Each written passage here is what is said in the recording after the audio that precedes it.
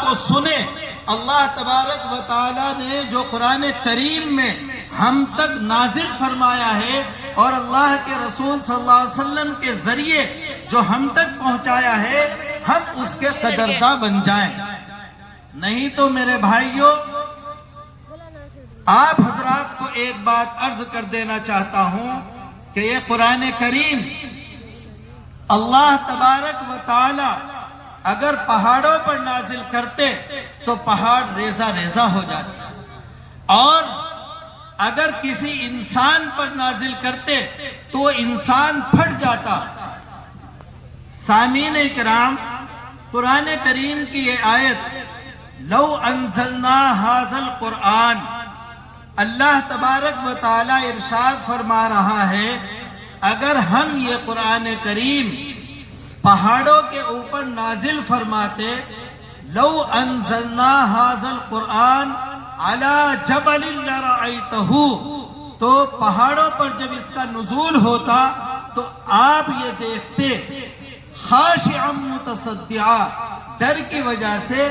یہ ریزہ ریزہ ہو سکتا تھا، یہ پھٹ سکتا تھا۔ تو میرے محترم بزرگوں اور دوستو،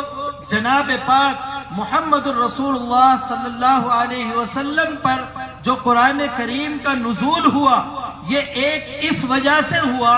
تاکہ آپ اس کو اس طریقے سے سمجھیے کہ اگر بہت بڑی لائن بجلی کی چلی آ رہی ہو اور گاؤں کے کنارے پر ٹرانسفارم نہ رکھا جائے اور اس لائٹ کو، اس بجلی کو ڈائریکٹ گھروں میں بغیر واسطے کے بھیج دیا جائے تو گھروں کے تمام فریج پھٹ جائیں گے، تمام بلب پھوٹ جائیں گے اور تمام وائریں جو ہے جل کر کے خاک ہو جائیں گے۔ تو بالکل اسی طریقے سے قرآن کریم جب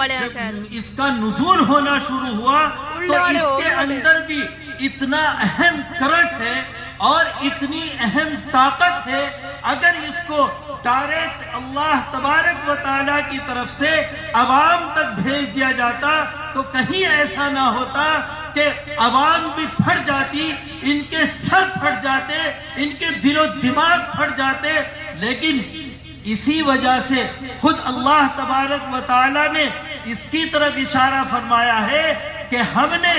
لو انزلنا ھذا القرآن علی جبل لرأیتہ خاشعا متصدعا، کہ اگر اس کا نزول قرآن کریم کا ہم پہاڑوں پر کرتے یا کسی چٹان کے اوپر کرتے تو وہ پھٹ جاتا،